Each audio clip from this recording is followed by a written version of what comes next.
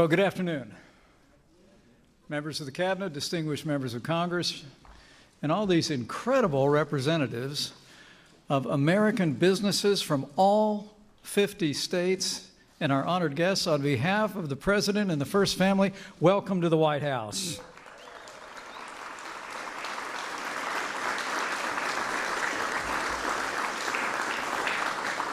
And thanks to the leadership of a president who believes in American manufacturing, welcome to Made in America Week here in our nation's capital. You know, it's the greatest privilege of my life to serve as vice president to a president who always puts America first and puts American manufacturing first. Our president knows that America is a nation of dreamers and doers, a nation of producers and growers and makers. And since the very first day of this administration, we've taken decisive action to promote and protect what he calls those three beautiful words: Made in America. In fact, this president has signed more laws slashing through federal red tape than any president in American history.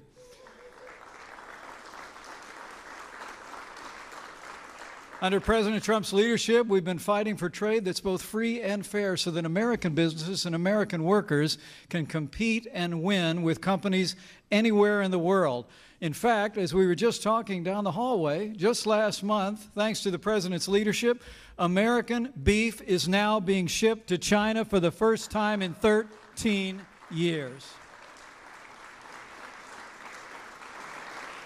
We've been unleashing American-made energy, rolling back the Clean Power Plan, approving the Keystone and Dakota pipelines, and when he did so, President Trump took executive action to make sure that new pipelines in America would be built by American workers using American steel.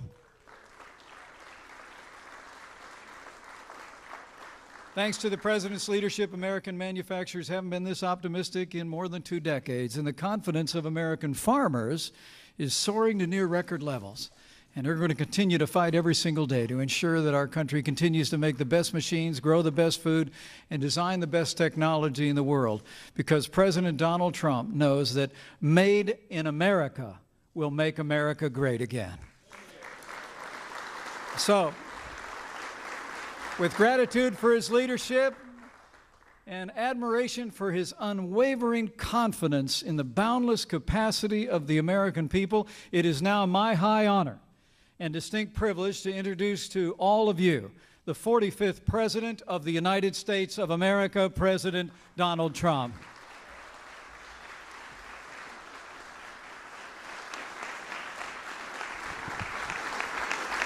Thank you, Mike.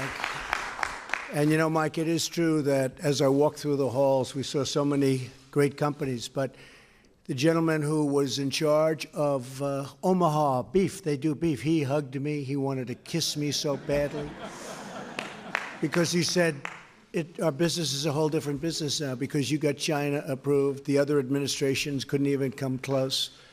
And I told him, you know how long it took? 1 sentence. I said, President Xi, we'd love to sell beef back in China again. He said, you can do that. That was the end of that, right? Sonny, the great Sonny Perdue. So we're very happy, but we're here today to celebrate American manufacturing and to showcase the amazing products from all 50 states made in the USA. Remember in the old days, they used to have made in the USA, made in America, but made in the USA. We're going to start doing that again. We're going to put that brand on our product because it means it's the best. In just a few months and moments, I will say what we've done over a short period of time and what we're going to be doing over the next 6 months will be incredible. We've signed more bills, and I'm talking about through the legislature, than any president ever. For a while, Harry Truman had us.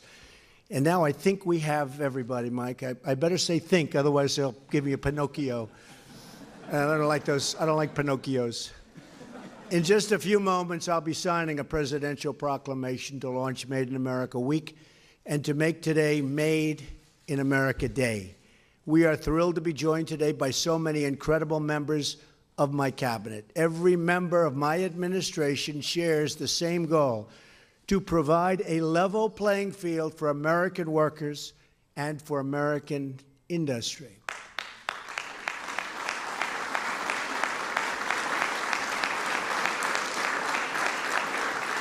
And we are providing it much faster than other countries would like.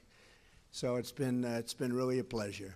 We want to build, create, and grow more products in our country using American labor, American goods, and American grit. When we purchase products made in the USA, the profits stay here, the revenue stays here, and the jobs, maybe most importantly of all, they stay right here in the USA. In the audience today,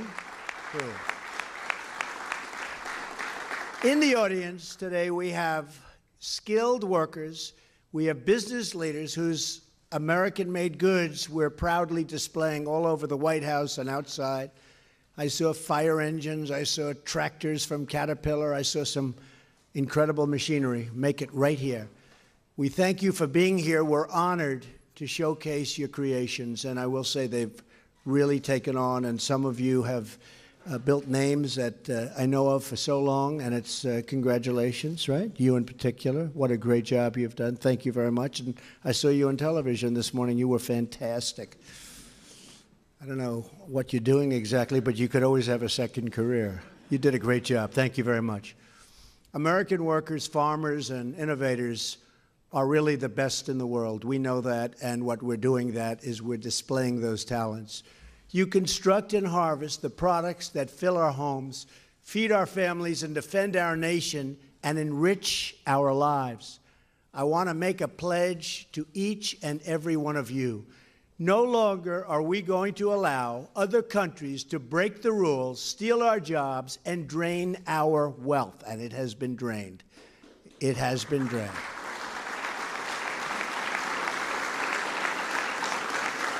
You're going to see a lot of things happening over the next 6 months, you know, statutorily and through a lot of different legal, through the legal process.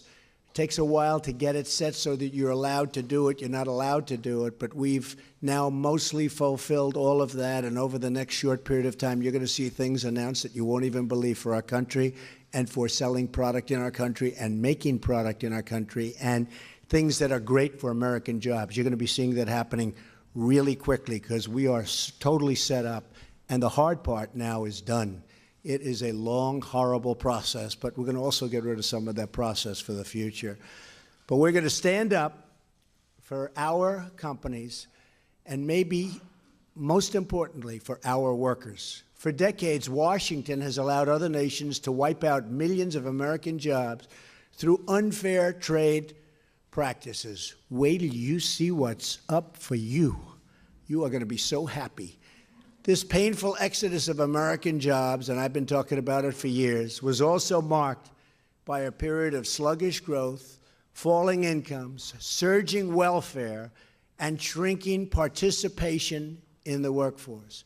Clearly, it's time for a new policy, one defined by two simple rules. We will buy American, and we will hire American. Right, Governor?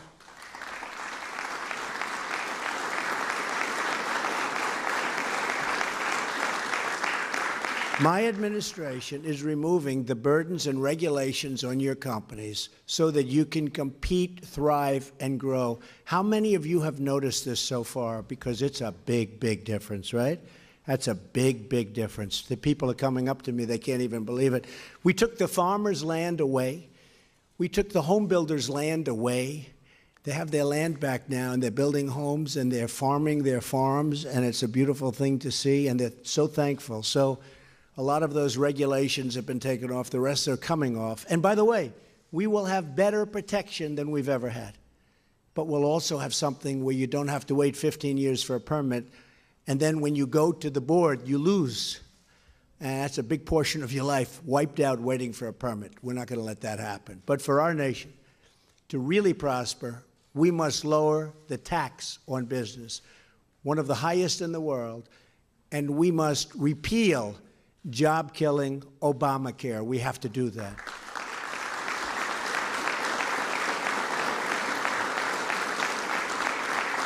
And I can tell you, we hope John McCain gets better very soon, because we miss him. He's a crusty voice in Washington. Plus, we need his vote. And he'll be back, and he will be back sooner than somebody else would be back. He'll be back soon. But we need that vote, and we need a number of votes, because we do have to repeal Obamacare, and we will end up replacing it with something that is going to be outstanding, far, far better than failing Obamacare, where premiums have gone up in some cases over 200% this year, where every single element of it is bad. And the insurance companies, by the way, are fleeing. So people have, some states you have no insurance companies. And we have some governors here, and we have senators here, and we have congressmen here, and women. And I will tell you, it's a very, very hard time they're having with the Obamacare situation. So we're going to get that done, and I think we're going to surprise a lot of people, but they're pushing very hard. The Republican senators are great people, but they have a lot of different states. Some states need this, some states need that, but we're getting it together, and it's going to happen.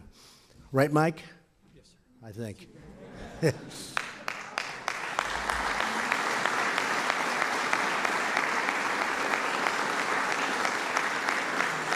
And when it does happen, that will be a big day in America, believe me, big day in America.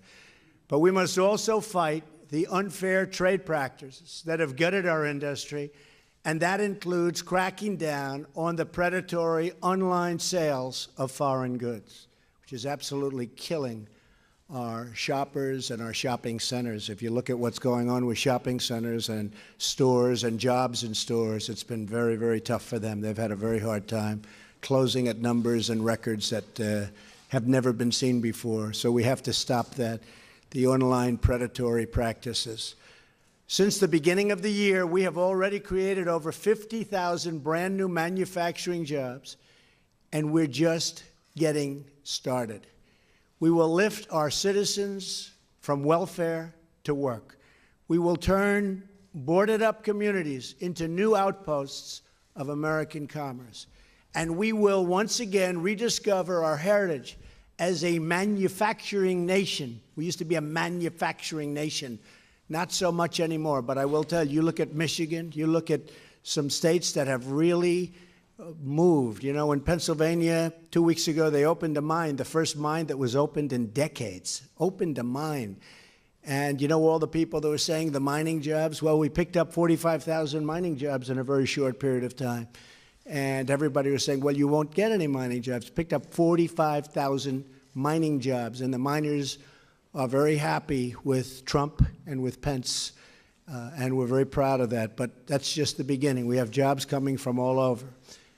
Restoring American manufacturing will not only restore our wealth, it will restore our pride and pride in ourselves. It will revitalize our independence, and it will rebuild the bonds of kinship between our communities and our citizens, which has been lagging, wouldn't you say?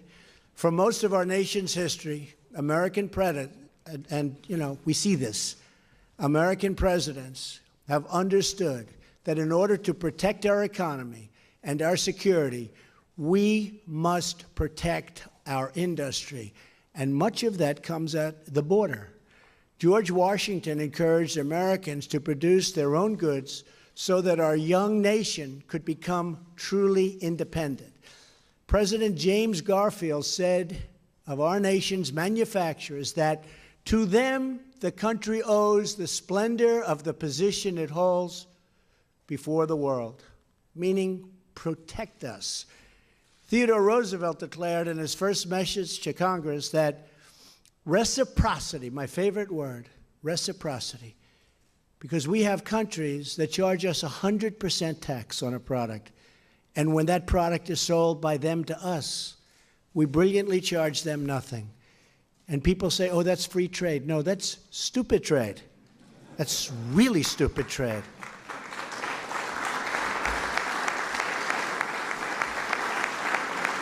It's incredible. You'll actually have people who, no, we can't do that. That's free trade. It's just, that's so incredible. But what are you going to do? Oh, what happens in Washington, you just wouldn't believe the things. But reciprocity must be treated as the handmaiden of protection.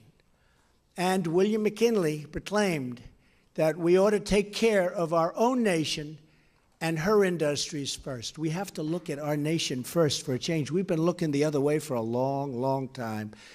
And if you look at what's going on in the success of other nations, even in Europe, you look at some of those countries, one in particular, it's not fair to the United States. And that's why I'm here. And I believe it's one of the primary reasons you elected me and Mike. I mean, that's why we're here. And I think you're going to see a big, I know you're going to see one of the great differences. And you're already seeing it, but it's going to get more so and more so. And we're going to end up having a level playing field. I don't want to say any more than a level. But if the playing field was slanted like a little bit toward us, I'd accept that also. Okay? So once again, we will celebrate craftsmen, producers, innovators like the incredible men and women in this room today. We will protect our workers, promote our industry, and be proud of our history because we will put America first. America will be first again. We will make America great again. Remember that. And we'll meet in this same room in a year and in 2 years, and you'll see what happened. Thank you all for being here. God bless you, and God bless America. Thank you very much. Thank you. Thank you.